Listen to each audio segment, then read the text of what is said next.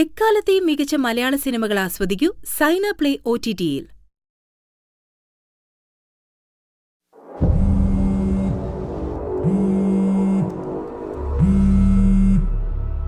John സാറിനെ വിളിച്ച് കിട്ടാണ്ടപ്പം Jipson sir എന്നെ വിളിച്ചിട്ടുണ്ടായിരുന്നു. ഞാൻ ചെന്ന് സാറിനെ ക്യാബിൽ നോക്കി. അപ്പോൾ അവിടെ സാറിൻ്റെ ഫോണൊക്കെ ഇരിപ്പുണ്ടായിരുന്നു. ജോൺ സാറ് ടോയ്ലറ്റിലേക്ക് പോകണുണ്ടായിരുന്നു.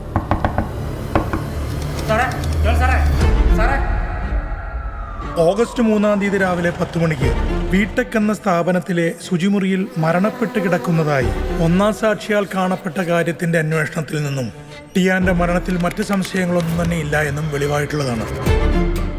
ടോയ്ലറ്റ് തെന്നി വീണു, തലയിടിച്ചു മരിച്ചു. ക്ലീൻ. ബലപ്രയോഗം നടന്ന ലക്ഷണമൊന്നും ബോഡിയിലോ സറൗണ്ടിങ്സിലൊന്നും കാണാൻ കഴിഞ്ഞിട്ടില്ല. It was a well orchestrated plan. I think it's a murder.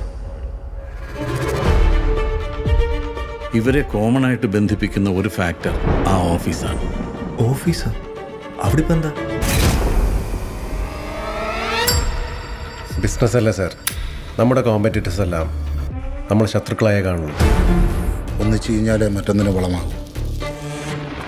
പിന്നെ നമുക്ക് കുറച്ച് വാർത്തകളും ചർച്ചകളും ഉണ്ടാക്കാം, അത്ര തന്നെ. ഡൽഹി പോയി ട്രെയിനിങ് കഴിഞ്ഞെന്ന് കരുതി താൻ എപ്പോഴും പോലീസ് ബുദ്ധി എടുക്കണ്ട. ആർക്കെങ്കിലും എന്തെങ്കിലും കള്ളത്തരം ഉണ്ടെങ്കിൽ അതെവിടെ ബ്രേക്ക് ആവും.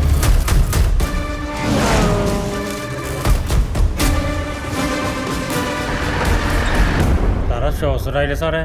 അതുകൊണ്ട് നീ അങ്ങ് തീരുമാനിച്ചോ മരിച്ചോ? കള്ളം പറഞ്ഞ് പിടിച്ചെടുക്കാൻ പാടാ സാറേ.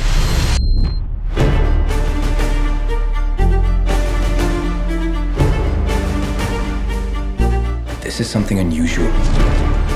Something big.